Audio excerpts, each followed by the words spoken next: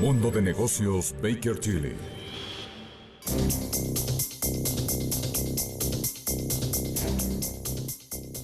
Son las 6 de la mañana con 30 minutos. Esto es Imagen Empresarial y me da mucho gusto saludar por medio de videollamada a Adrián Bueno, socio legal de Baker Tilly en México. Adrián, ¿cómo estás? Buenos días.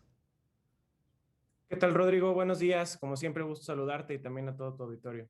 Oye, pues hay todo un tema de lavado de dinero y fiscalización y justo comienzo por ahí. ¿Cómo se cruzan ambos temas? La fiscalización por un lado y por supuesto el lavado de dinero.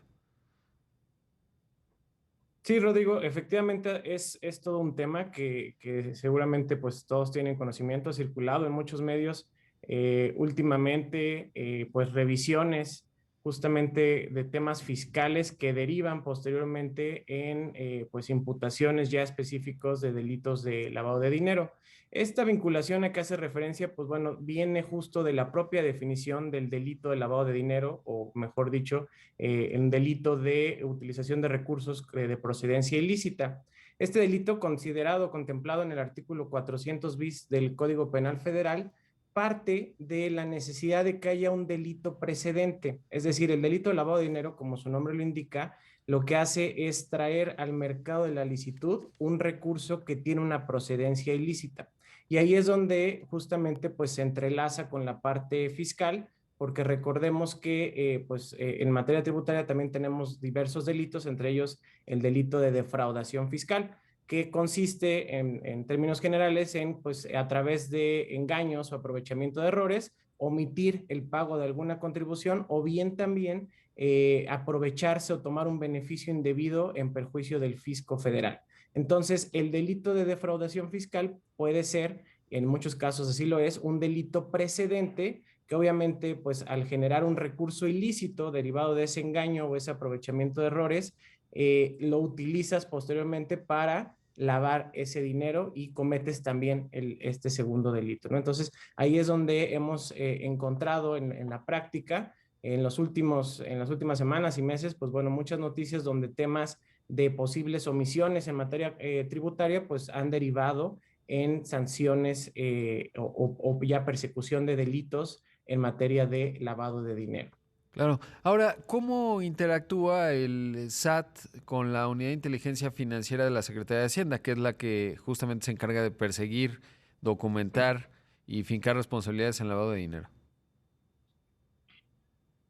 Sí, Rodrigo, muy buena pregunta. Justamente como lo anticipas, la Unidad de Inteligencia Financiera, bueno, tanto la Unidad de Inteligencia Financiera como el SAT, ambas son pertenecientes a la Secretaría de Hacienda y Crédito Público y cada una tiene diversas atribuciones específicas. Pero en términos muy generales, justo la Unidad de Inteligencia Financiera se encarga de toda la parte de análisis ya de la información a la que se allega para poder determinar, pues bueno, la posible comisión de delitos de lavado de dinero o de operaciones con recursos de procedencia ilícita y obviamente pues ya impulsar la persecución de estos delitos o determinar incluso, pues como hemos también escuchado en muchas noticias, el congelamiento de cuentas bancarias. El SAT, por su parte, también tiene facultades en materia de prevención de lavado de dinero. Mm. Y aquí me voy a referir a la parte administrativa. Recordemos que desde el año 2013 hay una ley específica de un régimen de prevención de lavado de dinero, ¿no? Que es la Ley Federal para la Prevención e Identificación de Operaciones con Recursos de Procedencia Ilícita, mejor conocida como Ley de Prevención de Lavado de Dinero. Y dentro de esta ley, así como su reglamentación secundaria, se establecieron diversas facultades para el SAT, entre ellas las más relevantes para esta materia de cómo se interactúa con la Unidad de Inteligencia Financiera, es justamente el SAT la autoridad encargada de administrar la base o el portal de todas aquellas pues, sujetos obligados a la ley de prevención de lavado de dinero que realizan actividades vulnerables. Por lo tanto, todos los avisos, todos los informes que se presentan, los concentra el SAT y el SAT es quien los manda se los pasa a la unidad de inteligencia financiera. Adicionalmente, también el propio Servicio de Administración Tributaria es la autoridad en materia administrativa también encargada de revisar justamente el adecuado cumplimiento de la LFPORPI. Lo hace a través de revisiones directas, visitas de verificación a los sujetos obligados o bien también a través de requerimientos de información. Y por último, me gustaría comentar algo muy relevante. el SAT también es la autoridad encargada de sancionar administrativamente, es decir, imponer las multas correspondientes en caso de incumplimientos a la LFPORC. Por otro lado, también la Unidad de Inteligencia Financiera es la encargada de interpretar aspectos en la LFPORPI. Y bueno, pues son las pautas o aspectos muy relevantes que el SAT obviamente va a tomar en consideración al momento de hacer estas visitas de verificación o estos requerimientos de información. Y déjame, te pongo dos ejemplos que son bastante sonados en los medios y muy relevantes, ¿no? En el tema de esta interacción, la Unidad de Inteligencia Financiera emite criterios o interpretaciones en relación con las disposiciones del LFPORPI. Recientemente, y hablo justamente 18 de enero de este 2021, emitió un criterio donde interpreta o hizo un cambio de interpretación, considerando, por ejemplo, que los préstamos que se hacen entre intercompañías o entre empresas de un mismo grupo, en el caso específico del LFPORPI, de un grupo empresarial, sí son considerados para efectos del LFPORPI como actividades vulnerables. Anteriormente, el criterio de la UIF era que no eran considerados actividades vulnerables. Entonces, ese cambio de criterio, sin duda, pues es un elemento que va a utilizar el SAT en caso de revisiones para cuando haya préstamos comúnmente denominados intercompañías o operaciones muy comunes entre empresas multinacionales, como son las denominadas tesorerías centralizadas, o el cash pooling, que son operaciones donde, pues bueno, tienes una empresa que concentra los recursos de las demás empresas y justamente pues para evitar que haya diversas administraciones en cuanto a los recursos, esa concentradora pues dispersa los recursos conforme se van utilizando entre las compañías. Ese esquema de tesorería centralizada anteriormente también se consideraba que no era una actividad vulnerable y de acuerdo a este criterio emitido por la Unidad de Inteligencia Financiera, pues bueno, ahora pues da un cambio radical y ya los considera como actividades vulnerables, ¿no? Digo, con la independencia que personalmente creo que siempre han sido, es un tema relevante justo en este punto fino de la interacción entre ambas autoridades. Claro, es un tema clave y mencionar, ¿no? El FPORPI es justamente la Ley Federal para la Prevención e Identificación de Operaciones con Recursos de Procedencia Ilícita, digamos, para extendernos. Ahora, Correcto. Adrián, ¿qué dirías que es lo que tienen que estar atentas las empresas? Digo, ya has delineado bastante para evitar incurrir de manera involuntaria, evidentemente, en alguna situación que sea considerada lavado de dinero. Sí, Rodrigo. Recordemos que justamente esta ley administrativa que hacemos referencia a la LFPORPI o la Ley de Prevención del Lavado de Dinero, lo que busca es un régimen de prevención, es decir, lo que protege es que justamente estas empresas que pudieran por su giro realizar actividades consideradas como vulnerables y obviamente a través de criterios internacionales, se ha identificado que, que por esos giros son susceptibles de que a través de sus operaciones agentes terceros, es decir, pues los delincuentes, pretendan utilizarlos para lavar dinero, ¿no? Ejemplos sencillos, pues tenemos los casinos, las donatarias autorizadas, empresas que se dedican a la venta de joyas, ese tipo de actividades justamente que son consideradas con base en el artículo 17 de esta ley actividades vulnerables. Lo que busca la ley es que es prevenir y en este régimen de prevención el punto clave, respondiendo a la pregunta de qué se debe hacer, es pues hacer énfasis en esta prevención, partiendo desde la identificación de los clientes con los cuales se realizan las actividades, en este caso vulnerables, generar justamente lo que también a nivel internacional, de acuerdo a recomendaciones, se denomina la debida diligencia, es decir, una adecuada o debidos cuidados que se deben de implementar al interior de la empresa para saber realmente con quién estoy realizando mis actividades comerciales o mis actividades profesionales. Este punto clave que yo mencionaba de conocer o identificar a tu cliente, pues no solamente se queda en simplemente por requerir cierto tipo de información posiblemente oficial, como pudiera ser la INE, ¿no? O el pasaporte, el acta constitutiva, sino realmente indagar, por ejemplo, y es un punto que te pide esta ley, que indagues o preguntes quién es el beneficiario real o el beneficiario controlador, como la ley señala, de pues los bienes o los servicios sujetos a esta actividad vulnerable.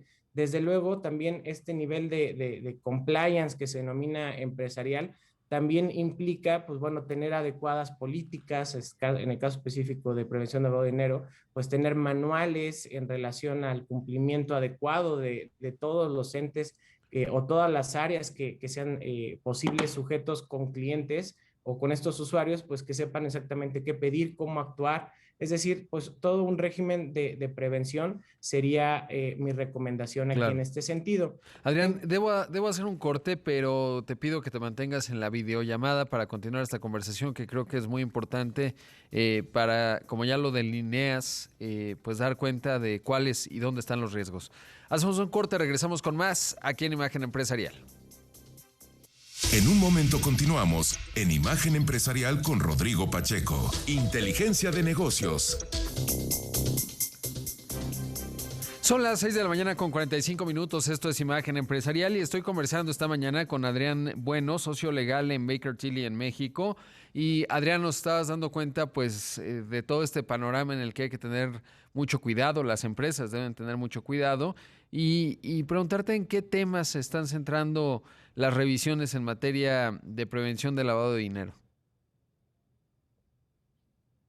Sí, Rodrigo, como te comentaba también antes del corte, realmente esta relación entre la parte fiscal y la parte de prevención del lavado de dinero creo que es muy relevante. Si bien son facultades y disposiciones distintas, tanto una administrativa y otra fiscal, como lo anticipaba, la realidad es que el SAT es el encargado de revisar el cumplimiento en materia de prevención del lavado de dinero y es quien se encarga de pues verificar este cumplimiento a través de las visitas que hacía referencia. Entonces, es un punto importante porque la realidad es que por más allá de que sean temas separados, en la práctica, pues lo que nos ha tocado ver es que muchos de los temas fiscales en revisiones fiscales derivan posteriormente justo en revisiones en materia de prevención de lavado de dinero. ¿En qué se concentra normalmente este tipo de revisiones o verificaciones que hace la autoridad en materia de PLD o prevención del lavado de dinero? Sobre todo es el cumplimiento en específico de las disposiciones del artículo 18, desde la identificación que mencionaba del cliente, Uh-huh. el llevar de forma correcta los manuales de prevención del lavado de dinero, desde luego presentar en tiempo y forma los avisos. Eso es un tema muy relevante al cual la autoridad se está concentrando. Y yo te diría también, hay diversos tipos de actividades en las cuales, al menos en mi experiencia, se ha enfocado mucho más. Ejemplo, justamente este punto que hacía referencia de préstamos intercompañía es uno de los aspectos que actualmente más me ha tocado en la práctica ver que esté revisando la autoridad en materia de prevención del lavado de dinero. Operaciones también, préstamos en general, obviamente, y préstamos intercompañía como uno de los puntos o los rubros que puede afectar este tipo de operaciones, pero también, por ejemplo, prestación de servicios de administración de recursos, donde incluso entra el tema del denominado insourcing, que sabemos que se pretende también eliminar, o algunos otros tipos de actividades como pudiera ser pues la venta de joyas y metales preciosos, los arrendamientos de bienes inmuebles, la actividad también de construcción, todo este tipo de operaciones son las que en mi experiencia se centra más la autoridad al momento de iniciar las revisiones. Obviamente también, por ejemplo, la venta de autos, ¿no? Es algo que tradicionalmente en ciertas zonas del país, pues es clave y varias actividades. Correcto. ¿Destacarías otras actividades, digamos, no solo en términos de por ejemplo, cuentas entre compañías o préstamos entre compañías, el insourcing, etcétera, pero áreas económicas como ya mencionadas, por ejemplo, joyería, venta de autos? ¿Habría otros que se le pone particularmente atención con ese enfoque de lavado de dinero? Fíjate que en mi experiencia me tocó hacer un análisis muy interesante, incluso yéndome más allá de las revisiones, sino de las sentencias que actualmente se tienen a nivel ya de tribunales federales. Y con base en ese análisis de las sentencias, las conclusiones muy interesantes que nos arrojó ese estudio es, por ejemplo, que dentro de las actividades más sancionadas están las actividades de los fedatarios públicos también, las actividades en materia aduanera como otra de las actividades que más se han impuesto sanciones en materia de PLD y sin duda todo lo que implica construcción, tanto desarrollo inmobiliario como arrendamiento. Pues clave, interesante lo que nos has compartido esta mañana, Adrián. Como siempre, un gusto saber dónde los pueden encontrar en Baker Tilly. Igualmente, Rodrigo, muchas gracias y pues sí, no me resta más que decirles e invitarlos a que nos sigan en nuestras redes sociales, tanto en LinkedIn, en Facebook, en Instagram como Baker Tilly México y en Twitter como @BakerTillyMex. Gracias, Adrián. Te mando un abrazo. Igualmente, que estés muy bien, Rodrigo. Ahí Saludos. escuchamos a Adrián Bueno, socio de legal en Baker Tilly, México.